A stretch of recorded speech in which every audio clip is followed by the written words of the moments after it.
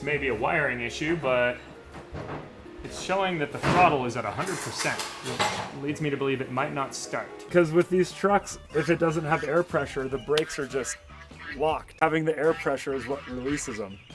So we were like trying to go and it wasn't going, and then we looked over here and there was damage.